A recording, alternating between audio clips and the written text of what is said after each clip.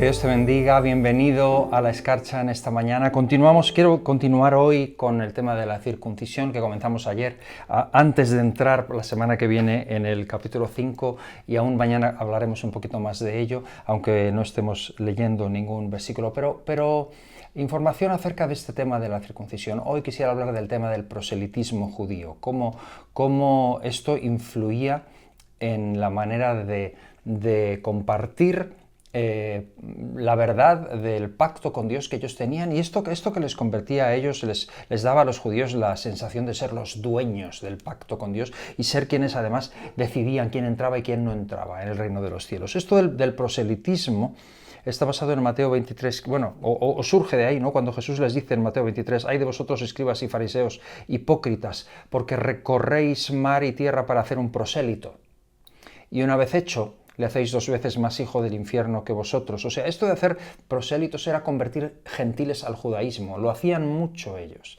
Y sin embargo, luego cerraban tanto las manos sobre su cuello, los ahogaban tanto, que dice Jesús, los hacéis 2 veces más hijos del infierno que vosotros. Les hacéis, ni entráis vosotros ni dejáis entrar a otros. Me pregunto cuánto hacemos nosotros esto como cristianos. Esta es mi meditación en esta mañana. Era tremendo esto entre los judíos, mucho más fuerte de lo que pensamos. De ahí surge la carta a los Gálatas.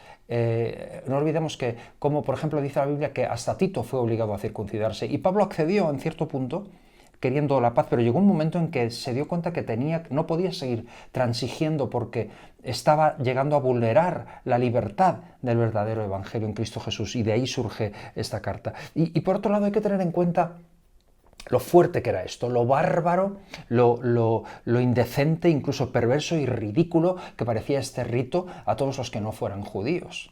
No tenemos que olvidar el tema de que la circuncisión no era solamente una pequeña operación. O sea, hubo familias en las que varios niños murieron a causa del procedimiento, y los hombres adultos también sufrían lo suyo. O sea, eran unas infecciones, una fiebre. En Génesis 34 vemos realmente lo que era este proceso en gente adulta. Gente adulta, o cuando hablamos de prosélitos, gente adulta que se tenía que convertir al judaísmo, y dice la palabra que al tercer día la fiebre era tan intensa que dejaba absolutamente indefensos a los hombres. O sea, el procedimiento era brutal, incluso para los estándares antiguos. Esto hecho sin anestesia, sin ningún tipo de analgésicos. No es de extrañar que las mujeres se convirtieran antes y más fácilmente en prosélitos que los hombres, porque resulta que esta exigencia de la circuncisión se convirtió en el principal obstáculo para que muchos hombres se hicieran cristianos, entonces se hicieran judíos. O sea que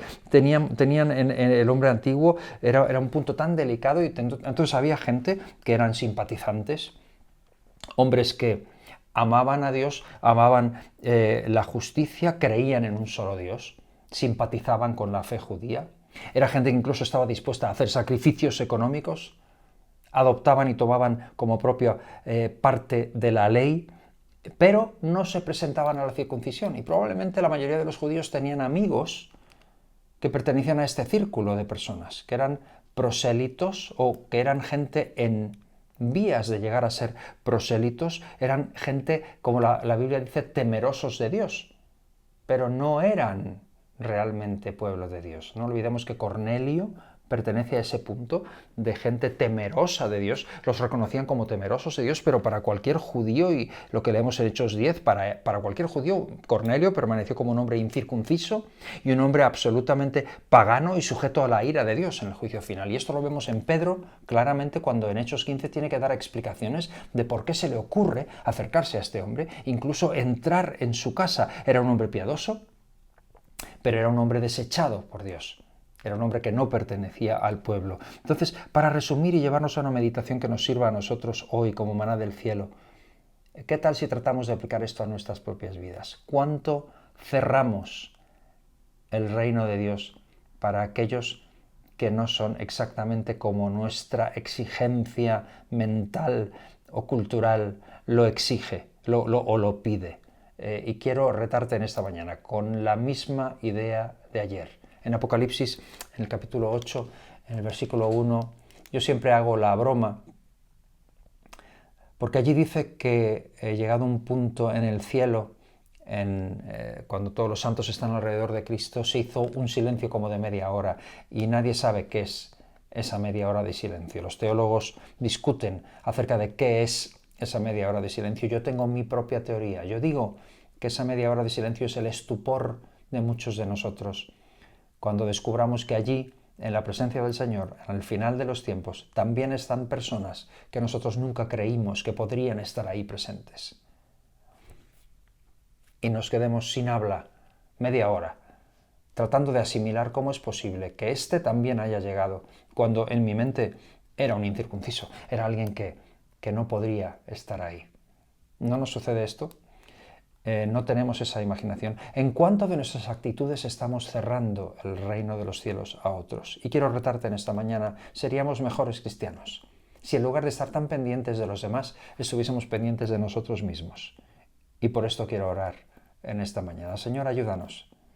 Ayúdanos a que nuestra proclamación del Evangelio sea pura, sea llana, el mensaje del Evangelio, que Cristo murió por los pecadores, vino para salvarnos, resucitó al tercer día, envió el Espíritu Santo. Ayúdanos a proclamar tu mensaje, pero nunca erigirnos en jueces. Y sobre todo, ayúdanos a vivir mucho más pendientes de nuestra propia miseria espiritual, que nos ocupe tanto el estar pendientes de agradarte a ti en nuestra vida, que no nos quede tiempo para estar juzgando a otros o tratando de decir como los judíos hacían, quién entra y quién no entra, quién es salvo y quién no es salvo, quién ha caído de la fe o quién no ha caído de la fe, o si esto es posible o no es posible.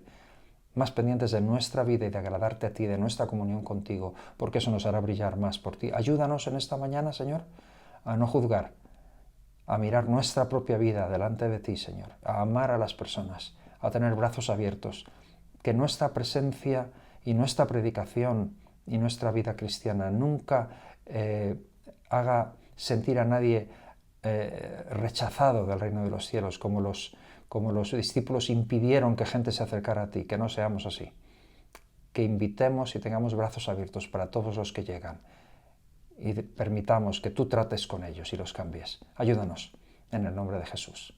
Amén. Dios te bendiga en este día, que tengas un buen día. Brilla por Jesús.